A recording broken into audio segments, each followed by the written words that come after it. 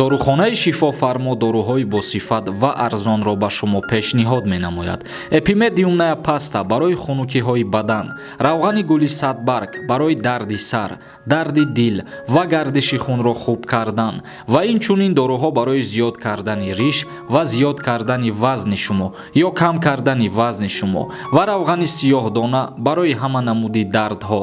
ҳатман аз номи канали юристиҷей муроҷиат кунед. Ширкати шифо доруҳои арзон ва босифат.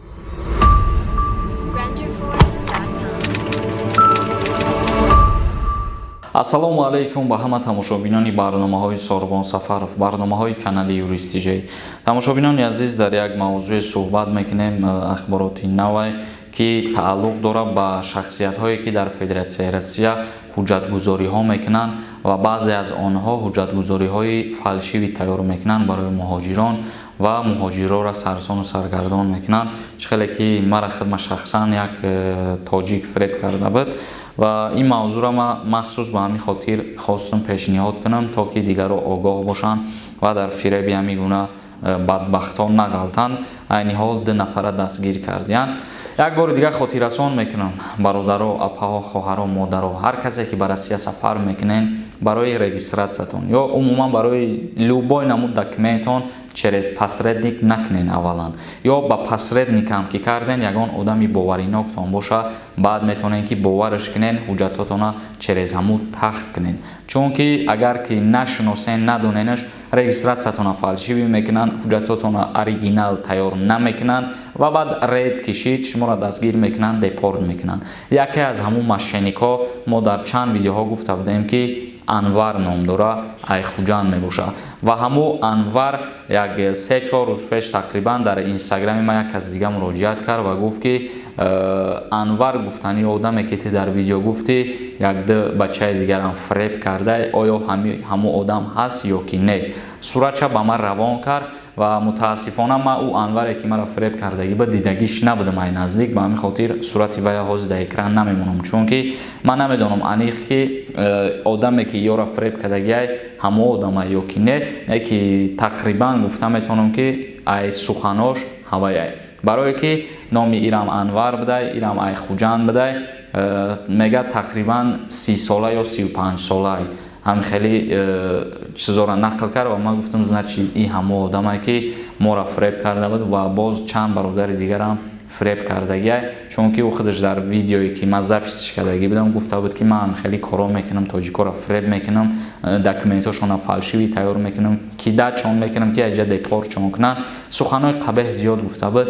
ай ҳаматон хоҳиш мекунам, рақамои ватсапи ҳамуро ман дар рӯи экран мемонам, як бори дигар бидроен ҳақорати дашном ҳеч накунен, просто ягон суханеш бигӯен ки камтарак ҳамун бадбахта номусаш биёя, беномустарин одам вай бидай, ба хотире ки моро фиреб кард, моро да проблема дохт, баъди мо боз чанд бародари дигарам ҳамин мушкилида талкат кадай проблемашон шидай.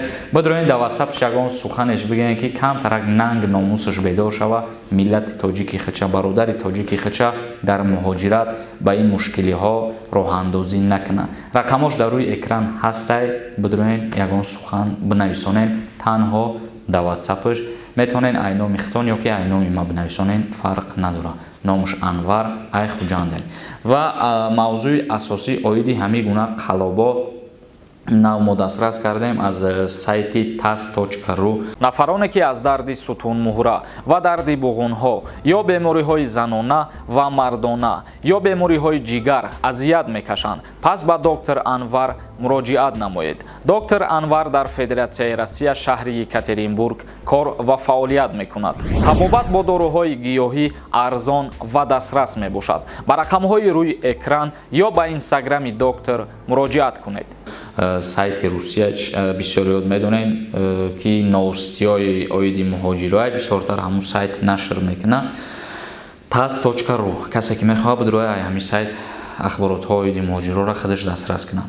дар ин сайт ахбороти нав омадагие ки 2 нафар дар фурӯши аснодии тақаллубӣ ба муҳоҷирон ба маблағи 60 миллион рубл айбдор мешаванд. 2 шаҳрванди хориҷӣ дар таҳияи ҳуҷҷатҳои тақаллубӣ барои муҳоҷирони муттаҳам мешаванд ки гардиши пулии тиҷоратии ғайриқонунияшон то 60 миллион рубл баробар мебошад. вазорати умурии дохилии русия аз ошкор шудани фурӯши ҳуҷҷатҳои қалбакӣ барои муҳоҷирон хабар додааст. ба иттилооти ирина волк, намояндаи расмии вазорати умурии дохилии федератсияи россия, муттаҳамон дар ташкили ин тиҷорати ғайриқонунӣ аз ҳисоби фурӯши ҳуҷҷатҳои қалбакӣ ба ҳисоби пешакӣ беш аз 60 миллион рубл ба даст оварданд. аз яке аз ташкилкунандагони ин тиҷорати ғайриқонунӣ ба унвони як шаҳрванди кишвари хориҷӣ наздик ёд шудааст. таъкид шудааст ки онҳо ба муҳоҷирон патент, санади қайди муваққатӣ ва дигар аснодҳоро, яъне регистратсия пешниҳод мекарданд. инчунин муттаҳамон ба таҳияи шаҳодатномаҳои забони русӣ, омодасозии ҳуҷҷатҳо барои гирифтани шаҳрвандии русия низ машғул буданд. ҳар яке аз мизоҷон барои асноди қалбакӣ аз 2,5 миллион рубл ва бештар аз он пардохт мекарданд. бар асоси ҳисоби пешакӣ даромади ҷиноӣ аз 60 миллион рубл бештар будааст, афзудааст намояндаи вазорати умурии дохилии федератсияи россия. таъкид шудааст ки аз гумонбарон шиноснома, акс, санадҳои муҳоҷиратӣ сабтнашуда маблағ ва воситаи алоқа мусодира гардидааст. манбаъ афзуд ки феълан муттаҳамон дар ҳабси хонагӣ қарор дошта мақомоти ҳифзи ҳуқуқ шахсияти шарикони ин тиҷорат ва мизоҷонро муайян мекунанд. яъне ду шахсият, ду шаҳрванди хориҷӣ бизнеси ғайриқонунӣ ташкил кардиянд, гирифтани шаҳрвандии федератсияи россияро ёрдам мекардиянд, гӯё ба муҳоҷирон регистратсия тайёр мекардиянд, патент тайёр мекардиянд, ҳолатҳои аснодии шаҳрвандӣ тайёр мекардиянд, ннн тайёр мекардиянд. ҳама ҳуҷҷатгузориҳое ки ба муҳоҷирон тааллуқанд ҳамвора тайёр мекардиянд ва айни ҳол ба ҳисоби вазорати умурии дохилии федератсияи россия маблағе ки ҳами ду мошенник ба даст овардагиянд 60 миллион рубла дар бар мегирад, ки 60 миллион рубл хеле пули калонай. ба доллар ҳисобш кинем як пуле аст ки мақсад пули калонай ва ду шаҳрванди хориҷӣ ба ана ҳамин роҳҳои фиреб ба роҳи ғайриқонунӣ ҳами миқдори маблаға ба даст овардиянд. айни ҳол вазорати умурии дохилии федератсияи россия дастгиршон кардагӣ ва дар ҳабси хонагӣ қарор доранд. парвандаи ҷиноятӣ кушода кардагиянд ва нисбатшон кора пеш бурдестиянд. ба ҳамин хотир бародаро аз ҳаматон хоҳиш мекунам ки бо эҳтиёт бошед дар ҳамин гуна ҳолатҳо ба фиреби ана ҳамин гуна мошенникҳо наафтен, чунки аввалан ба сари хутона проблема меояд. ҷариматон мекунанд, мебаранд маҳкамтон мекунанд ё ки депортон мекунанд аз рӯи чӣ? аз рӯе ки да як одами ношинос бовар мекунен ва черезаму ҳуҷҷат тайёр мекунанд. ҳастанд нафарое ки ҳуҷҷатҳои оригинал тайёр мекунанд, вале агар айрӯи қонун бигирӣ, ана ҳамун регистратсияе ки барои муҳоҷирот тайёр мекунанд, ана ҳамин кор худаш кори ғайриқонунӣ аст, чунки шаҳрванди хориҷӣ бояд примои ФМС брава ва регистратсияи худша тайёр кунанд через ФМС. лекин аз сабабе ки соҳибхонаҳо дар Россия иҷозат наметиҳанд ки дар хонаи истиқоматӣ регистратсия кунанд, ба ҳамин хотир муҳоҷиро маҷбур мешаванд ки через посредникҳо дар ҳар куҷо худшона ба қайд бигзоранд. но ба ҳар ҳол бо эҳтиёт бошед дар ҳамин амалҳо, дар ҳамин кирдорҳо. хостам ки ҳамин чиза ба шумо бифаҳмонам ва то барномаҳои дигар худованд ҳамаи мо шуморо нигаҳбон бошад.